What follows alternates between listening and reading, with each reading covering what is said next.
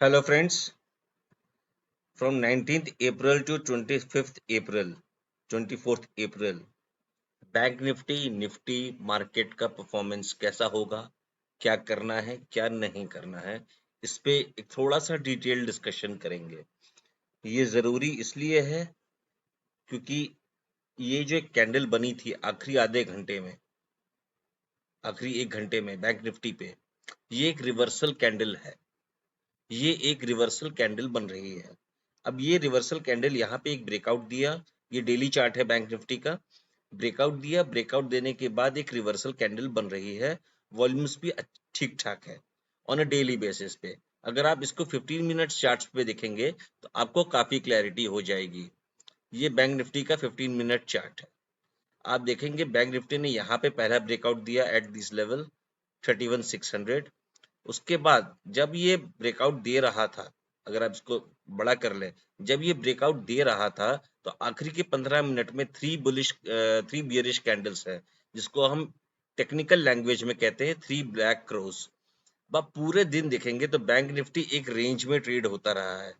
अगर आप पूरा दिन देखोगे तो बैंक निफ्टी एक ये रेंज है बैंक निफ्टी की, इसी रेंज में ट्रेड होता रहा है। बट ये जो ट्रेड है, और यहाँ पे वॉल्यूम्स भी नॉर्मल थे यहाँ तक। बट आखिरी के आधे घंटे में वॉल्यूम्स एवरेज से डबल हुए। तो दिस इंडिकेट्स कि यहाँ पे लॉन्ग पोजीशंस लिक्विडेट हुई हैं, लॉन्ग पोजीशंस कम हुई हैं। तो bank Nifty would be an under performer.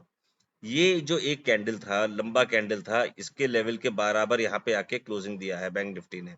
ये एक क्लोजिंग बराबर की क्लोजिंग दी है बैंक निफ्टी ने। अगर आप इसको सिंपल लाइन ग्राफ में देखेंगे, अगर मैं लाइन बना के दिखा दूं आपको, तो ये एक सिंपल क्लोजिंग दी है।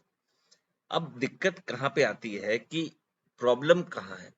प्रॉब्लम है ये जो एक एरिया बन गया है 32,300 से लेके 32,450 का, या 32,200 से लेके 32,400 का, ये जो एरिया है, ये एक स्ट्रॉन्ग रेजिस्टेंस जोन बन गया है।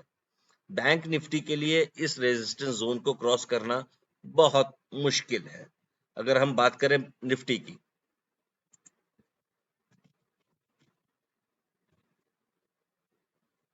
कि निफ्टी पे भी अगर आप डेली चार्ट्स देखेंगे तो निफ्टी पे भी डेली चार्ट्स में ऐसा कोई प्रॉब्लम नहीं है। अगर आप इसको वीकली चार्ट्स भी देखेंगे तो आपको समझ में आएगा कि हम बाजार किस डायरेक्शन में जा रहा है। ये वीकली चार्ट है निफ्टी का, और यहाँ पे हम लगाएंगे एक ट्रेंड लाइन, सिंपल सी ट्रेंड लाइन है।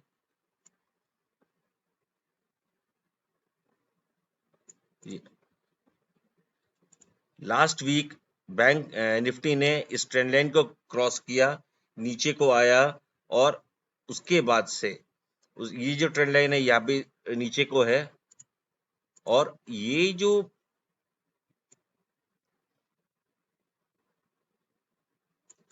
ट्रायंगुलर ब्रेकआउट था, ये ट्रायंगुलर ब्रेकआउट बनना चाहिए था, वो नहीं बना।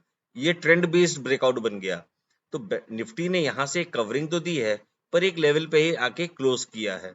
अगर तो ये वीकली कैंडल स्टिक जो है, जब तक ये आपकी 14,750 या 14,770 के ऊपर नहीं जाती, तब तक आपको एक लेवल नहीं मिलेगा ट्रेड करने के लिए। अगर आप निफ्टी को 1 आवर के चार्ट्स पे देखें या 15 मिनट्स के चार्ट्स पे देखें, ये है बैंक निफ्टी का, ये है निफ्टी का 15 मिनट्स का चार्ट्स। मैं ट्रेंड लाइन पुरानी हटा देता हूँ, नहीं तो कंफ्यूज करेंगी। देखिए इसमें भी सिमिलर पैटर्न है निफ्टी जैसा, और यहाँ पर भी वॉल्यूम डबल है। अगर आप मेरा कर्सर फॉलो करें, अगर कर्सर फॉलो करने में प्रॉब्लम है तो ब्रश फॉलो करें। देखिए यहाँ पे वॉल्यूम ज्यादा आया हुआ है, और यहाँ पे एक आखिरी के एक घंटे में 45 मिनट, एक घंटे में फॉल हुआ है निफ्टी में। It was 100 point fall. अब निफ्टी आके रुका कहाँ पे है? निफ्टी आके रुका है इस लेवल पे। ये जो लेवल है निफ्टी का 14,600 का, 14,580, 14,600 का, एवरेज क्लोजिंग भले ही ज्यादा आई हो, पर ये जो लेवल है, ये एक क्रिटिकल लेवल बन गया है निफ्टी का रेंज में। और अपसाइड जो रेंज है वो 14,700 की हो गई है। 14700 डेरिवेटिव डेटा पे भी निकालना मुश्किल है, जबकि बाइंग बहुत अच्छी हुई है निफ्टी में पिछले 3 दिनों में, इंडेक्स फ्यूचर्स में भी, ऑप्शंस में भी, स्टॉक फ्यूचर्स में भी, बट कैश मार्केट में भी बाइंग हुई है। बट ये ट्रेंड निकालना बहुत मुश्किल है। तो इसका एक ही तरीका है ट्रेड करने का। इंडेक्स में जब वॉल्यूम नहीं होता है, ट्रेंड एक क्लियर नहीं होता है, क्योंकि इस समय आप नो रेजिस्टेंस जोन में है। 14600 से 14700 का ये जो बैंड है, ये बहुत छोटा बैंड है। तो ये इतना छोटा बैंड ट्रेड करने लायक नहीं होता, इतना छोटा बैंड ट्रेड करने लायक नहीं होता। तो आपके पास क्या ऑप्शन बचता है ट्रेड करने के लिए? आपके पास बचता है सेक्टोरल इंडेक्स में देखेंगे, सेक्टर्स में देखेंगे। तो हम बात करेंगे एनएससी फार्मा की।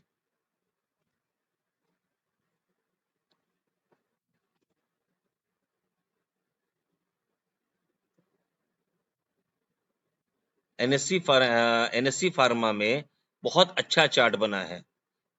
एनएससी निफ्टी बैंक को हम दोबारा देख लेते हैं एक बार को। देखिए ये जो डेली चार्ट पे ये एक ट्रेंड लाइन बन रही थी, डाउनवर्ड स्लोपिंग ट्रेंड लाइन थी। इसको क्रॉस करने की कोशिश की, बट वो क्रॉस नहीं कर पाया बैंक निफ्टी। तो ये एक रिवर्सल कैंडल बन गई। अब ये जो रिवर्सल कैंडल, देखिए बैंक निफ्टी क्लोज टू 35% है निफ्टी वॉल्यूम्स का, क्लोज टू 35% है। तो ऐसी सिचुएशन में अगर आपका 35% परफॉर्म नहीं करता है, तो ओवरऑल निफ्टी के लिए ब्रेकआउट देना बहुत मुश्किल हो जाता है। तो आप ये मान लें कि निफ्टी का टॉप जो है for the next week, for at least couple of days, Monday and Tuesday, should be 14700।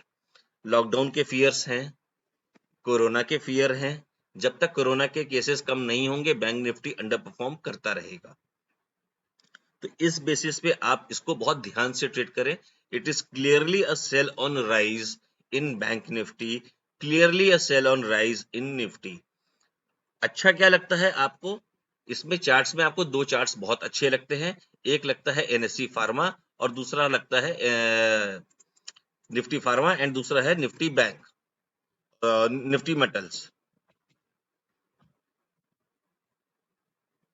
ये हम निफ्टी मेटल का चार्ट देखेंगे। देखिए ये निफ्टी मेटल का डेली चार्ट है, ये निफ्टी मेटल का डेली चार्ट है। बहुत सुंदर चार्ट है, इसमें कोई प्रॉब्लम नहीं, एकदम बुलिश पैटर्न है। देखिए ये एक बुलिश ट्रेंड लाइन बनाई हमने, उसका टॉप को ब्रीच किया, वहां से करेक्शन दिया, छोटा सा शैलो करेक्शन दिया, फिबोनाची लेवल्स पे 4200 तक आया, 4211, और वहां से एक रिवर्सल दे दिया। अब ये जो ब्रेकआउट दे रहा है, बड़ी कैंडल के मिडिल से ऊपर जा रहा है, अगर ये ऊपर जाता है तो Nifty metal would eventually make a new high in the coming days. अगर आप इसको वापस ट्रेंड में देखें,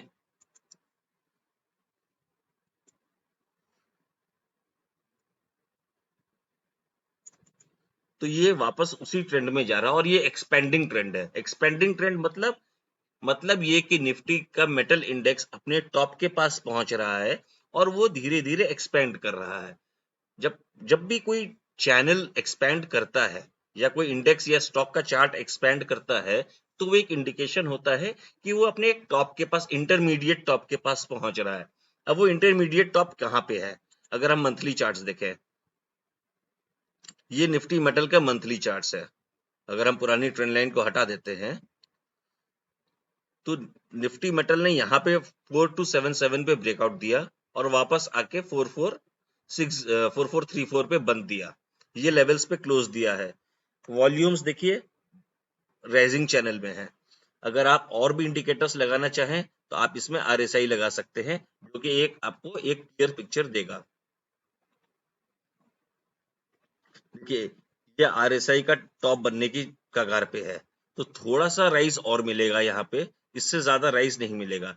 आरएसआई भी एक डबल टॉप बनाएगा यहाँ पे 76.57, 71 ऑलरेडी ओवरबॉट जोन में माना जाता है, जबकि RSI can remain in overbought zone for a long period of time. ऐसा नहीं होता कि आरएसआई चेंज करेगा इमीडिएटली, तो ये एक प्रॉब्लम बन जाएगा। अब हम बात करेंगे निफ्टी मेटल। तो मेटल्स में it is a clear buy on dips है, intraday as well as weekly and positional trade.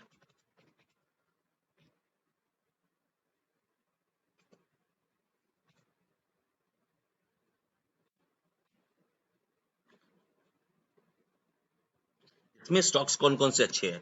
सबसे अच्छा स्टॉक जो है इसमें वो है जिंदल स्टील।